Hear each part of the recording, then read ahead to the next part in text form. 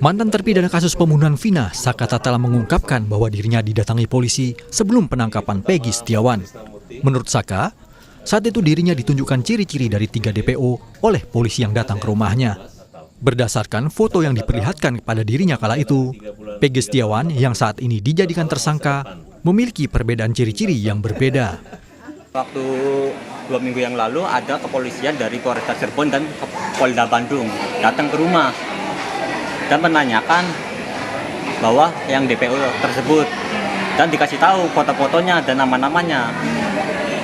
Yang ini foto-fotonya dan sama yang dipoto yang ditangkap yang sekarang itu beda jauh. Ciri-cirinya tuh dari muka sama dari telinga aja udah beda. Telinga katanya kan berisingan. Oh, di foto bolong. yang itu ya. Oke. Sama dari muka udah beda. Sama Peggy yang sekarang. Kuasa hukum Peggy Setiawan menyiapkan tambahan 2 saksi untuk meringankan kliennya dalam kasus pembunuhan Vina dan Eki. Saksi Iwan dan Yadi merupakan rekan kerja Peggy Setiawan saat bekerja menjadi buruh bangunan di Bandung tahun 2016. Kedua saksi itu muncul dari keterangan Ibnu, salah satu saksi meringankan Peggy Setiawan saat menjalani pemeriksaan penyidik Ditreskrimum Polda Jawa Barat. Menurut kuasa hukum Peggy, kedua saksi meringankan itu telah dipanggil pada Jumat lalu, namun tak hadir. Ternyata ada 2 orang lagi, yaitu Yadi dan Iwan. Pemanggilan sendiri sama sebenarnya kemarin hari Jumat. Tidak hadir. Kami pun tidak tahu. Kalau merekanya misalnya datang kemari, ya kami dampingi kan. Tapi pemanggilan ulang atau gimana? Enggak. Paling nanti kami yang proaktif ya untuk menemui Yadi dan Iwan. Setelah itu kami koordinasi dengan penyidik. Ya, pelan-pelan ya. Kuasa hukum Peggy Setiawan juga mendesak polisi memeriksa pernyataan Mel-Mel yang menimbulkan asumsi liar dan kegaduhan. Pasalnya, pernyataan Mel-Mel di media mengaku mengetahui kejadian peristiwa pembunuhan Vina dan Eki tahun 2016 lalu. Kuasa hukum Peggy meminta Mel-Mel mau memberikan kesaksiannya ke penyidik untuk mengungkap apakah Peggy Setiawan yang ditangkap polisi adalah pelaku sebenarnya. Tim Liputan, Kompas TV. Untuk mengetahui perkembangan penyelidikan kasus Vina, kita terhubung dengan jurnalis Kompas TV, Ninda Destiani dari Mapolda Jawa Barat. Ninda, hingga saat ini bagaimana dengan pemeriksaan saksi-saksi kasus Vina saat ini? Iya, selamat siang Juno dan juga saudara. Hingga saat ini setelah kami pantau sejak tadi pagi dari Polda Jawa Barat memang masih belum ada aktivitas secara transparansi, yakni untuk berupa pemeriksaan terhadap para saksi ataupun yang lainnya ya. Namun informasi terakhir yang kami dapatkan memang pada hari Jumat kemarin ini ada 3 orang saksi yang turut diperiksa atas panggilan dari Polda Jabar, yakni ketiga teman Peggy. Yang pertama Suharsono alias Bondol, lalu juga ada Ibnu, paman Peggy, serta teman Peggy ini adalah Parman yang juga didampingi oleh kuasa hukum Tony RM.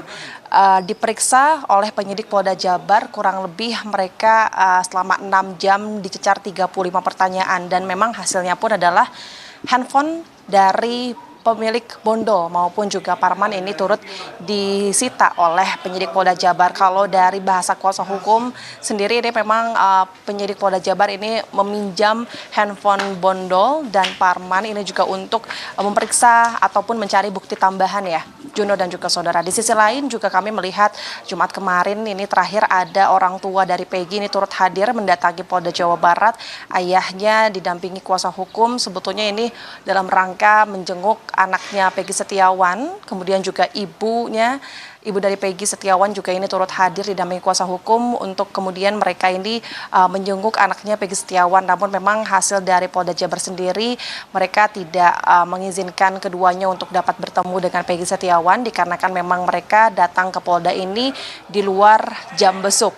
Dan terkait informasi terbaru yang kami dapatkan, Juno dan juga saudara, memang hari ini memang belum ada pemeriksaan sama sekali kepada para saksi maupun yang lainnya. Namun informasi yang kami dapatkan rencananya Selasa besok ini adalah akan dipanggilnya tiga tambahan saksi baru, yakni atas nama Robi dan juga Iwan, yang tentu ketiga saksi ini sebetulnya merupakan saksi yang mengaku bahwa mereka juga melihat tersangka Peggy Setiawan ini pada saat kejadian 27 Agustus 2016 lalu. Ini Peggy berada di Kabupaten Bandung, bukan berada di tempat kejadian perkara di Cirebon, Jawa Barat. Sehingga rencananya esok ketiganya ini akan didampingi kuasa hukum, akan turut diperiksa oleh penyidik Polda Jawa Barat. Juno dan juga saudara. Di sisi lain, rencana esok hari yang akan ada di Polda Jawa Barat memang selain itu terusan hasil dari kemarin diperiksa antara Bondol, Parman, dan juga Ibnu. Besok rencananya mereka akan kembali lagi datang ke Polda Jabar untuk kemudian mengambil kembali handphone milik Parman dan juga Bondol yang saat ini masih disita oleh penyidik Polda Jabar. Kemudian di sisi lain juga orang tua dari Peggy, yakni ayahnya yang sudah pasti setelah kami meminta konfirmasi terlebih kepada kuasa hukum ayah Peggy ini, rencananya besok ayah Peggy ini juga akan hadir langsung ke Polda Jawa Barat untuk kemudian menjenguk anaknya Peggy Setiawan, karena memang kabarnya setelah penangkapan Peggy pada minggu lalu, tidak ada satupun keluarganya memang yang bisa menjenguk Peggy Setiawan hingga hari ini. Karena informasi yang kami dapatkan, kemarin ayah dan ibunya sempat gagal menemui Peggy, lalu esok rencananya pukul 9 pagi, ayah dari Peggy Setiawan ini akan turut hadir di Polda Jabar untuk menjenguk Peggy. Sementara demikian, Juno. Ya, Ninda, untuk saat ini bagaimana dengan kondisi Peggy sendiri yang sempat dirilis pada sepekan lalu oleh pihak kepolisian, dan untuk saat ini informasi terkait dengan dugaan salah tangkap yang telah dikemukakan oleh terpidana Saka Tatal seperti apa juga respons dari pihak kepolisian?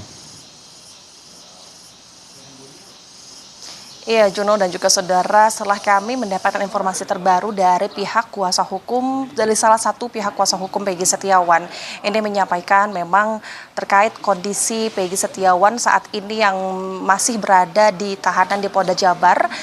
Peggy Setiawan ini justru menurun ya kondisinya. Ia juga menangis setiap malam karena memang hingga saat ini masih belum ada keluarganya yang bisa menjenguk Peggy, melihat Peggy secara langsung. Kemudian juga ada isu yang saat ini sudah menyebar, namun kami juga masih menunggu konfirmasi terlebih dahulu melalui Polda Jabar.